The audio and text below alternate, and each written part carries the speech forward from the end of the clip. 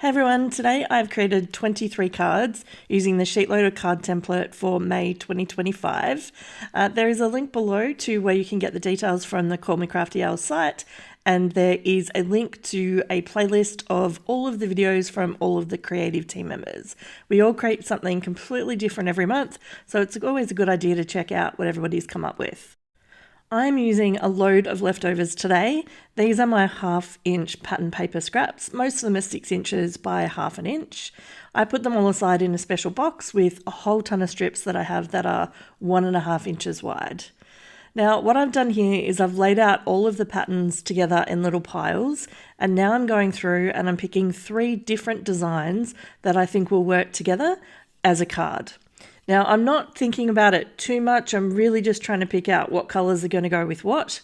In some instances, I only had 1 strip of a pattern paper, so I tried to pick 1 and 1 so that I wasn't using bits and pieces and loads of different designs. And I guess what I mean by that is for that set there, I just made 3. For this one here, I've got enough to make 2. And then some of the other ones, there's another one where I'm trying to decide, do I put the grey or do I put the yellow? And that again is going to make 2 cards. So as much as I can, I'm trying to use up an entire strip of paper and then use some of the solids to go with the patterns. So here I've got the bright orange and the bright green, and those colors match really nicely with the multicolored strip of paper that you've got in the middle there. Now for this, I decided to just use what I had in my stash, and I've cut down some little rectangles, and I didn't follow the sketch and the size of the sketch. I just made it roughly 4 inches wide, and then the width I've chopped it, I think, to about 3 inches. I'm really not sure.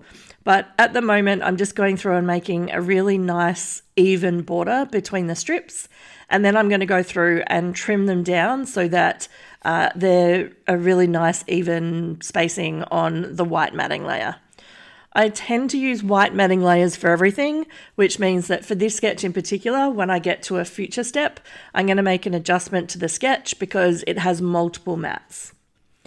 Now that I've gone through and trimmed them down, and I've still got these long strips with bits hanging off the end, that's because I'm not going to trim those down until I've added them to the pattern paper that is a key part of the sketch.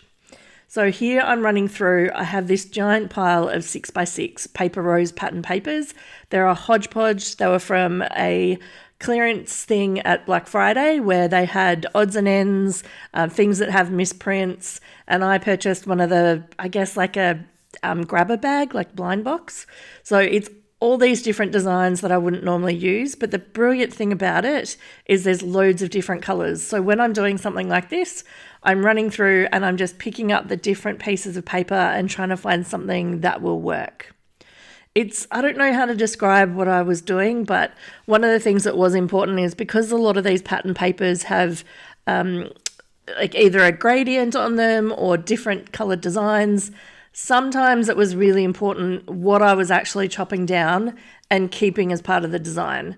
So as part of this step here, I'm cutting it 3.5 inches as part of the card sketch, and then 2.5 will be the scrap or the leftover. So in some instances, you'll see me spinning paper around and trying to decide which piece am I going to keep, because on such a card like this, it's really important to know where's the piece of paper going over the top of it and what will be basically visible. Now, as I worked through this, there was a few that I rejected, and I decided I had kind of pushed the limits a bit too much and the papers really weren't matching. So I put those aside and then came back to them later and made a different choice. I'm not sure if you noticed with that previous one, but it was literally some trees, and I chopped it down in a way that when I put it sideways, it just looks like some greenery. So you can get a little bit tricky with these different pattern papers and hide the ones that you're unlikely to use by just, I guess, chopping them in an interesting way. And when you're layering the paper on top and then whatever kind of design or ephemera, you're going to get the look that you're hoping for. So with this one here, I'm chopping it down the middle so that I keep the blue and the purple, and then the colors that are sort of the yellow and red off to the edge, I'll use that on a different project. Now, for the ones that I rejected, I kind of cheated a little and I just got some heavy craft cardstock, and then I attached the 3 strips to those. So instead of pattern paper, you could absolutely use cardstock as part of this process as well. And you could also have the 3 strips be the same pattern or the same color. I just chose to do some mismatches with different colors to try out a few things, and also just use up leftovers so that they don't go to waste. You'll see here that with a couple of these, I actually did landscape cards. That's because the green paper on this design actually has love hearts on it. And so if I had put it the other way, the love hearts would have been facing sideways, which kind of looks a little bit odd. So I just made the choice to double check the pattern papers, and if there was any script or any designs on it that had an absolute direction, I made an adjustment to the sketch to make sure that it would work well. Running through these was super interesting. I did make a choice about where I put the stripes as well. You'll notice that some of them are in the middle, some are at the top, some are at the bottom. It really was just about, is there part of the design below that I'm trying to cover up, or something that I want to put behind it, or is it just, let's just try a few at the top or the bottom. I didn't think about it too much. If there was something to cover up, I did that. Otherwise, I just tried to do a bit of a mixture of the top and the bottom, just so that when I came to putting the designs on top and the ephemera on top, I could use different cards for different designs. So this one here with the plants, I just wanted to have some of the plants visible, so I put it towards the top. I then grabbed my trimmer and I ran through and I cut all of those down. You can see it at the top of my screen. There was no point really showing you that in the video, so I just skipped through it. I'm now doing the piece in the middle where I'm going to put the ephemera. Now, this is a little different than the sketch. The sketch actually had a matting layer and then a panel with the little pattern paper on it. But I skipped that because I wanted to have white as my matting layer, and I didn't want to introduce another color to these cards. I decided to use some of those cut-off strips from the backing panels that I have here as the feature element for the top of the cards. And I managed to get 3 out of 8, so I only used 1/3 of those. And now I'm challenging myself to go through with those colors and then line them up on a panel that they will match. So it's not the same paper that I've used at all.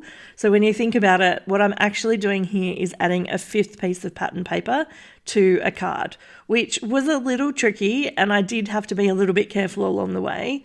But the choices I made for the pattern paper for this top layer were really the ones that did not have a lot of design. So for most of them, they were wood grain, or they were like a really sort of basic gradient color with, I think there was like a sort of khaki green color. The only one that I did that had a pattern to it was one that had some plants and some butterflies. And I will say they were the hardest for me to match up. And in the end, I'm not even sure how many of them I actually used. Probably not even all 3, because it was extremely difficult to I guess, introduce something that busy onto a card that didn't already have that paper being used. As part of this process, I did use quite a bit of sort of striped lime green. I say lime green, but they're kind of a muted green, and they tended to work out really well and match most of the pattern papers. Now I'm moving on, and I apologize for the camera angle. My phone kind of slipped in the bracket and it's a little bit wonky, and I'm working off the bottom of the screen. I'm not going to show you too much of this because it must be a little frustrating to look at, but what I wanted to show you is I have those panels and I'm just working through these one by one and trying to figure out what ephemera am I going to add. And then once I've made that decision, I then stamp the happy birthday directly onto that panel, add the little ephemera pieces with some liquid glue, and then the cards are complete. These are a bunch of birthday cards. They have all different designs. There would be some male, female, kids. It's a bit of an eclectic mix, but I did get to the end of this with 23 cards, using up basically loads of my scraps and leftovers from other projects, which is pretty satisfying. If you're enjoying the video, it'd be great if you could hit the like button. That is how YouTube knows to share it with more viewers. So thank you in advance for that. And I have put another link here to some videos that I think you might enjoy. Have a great day.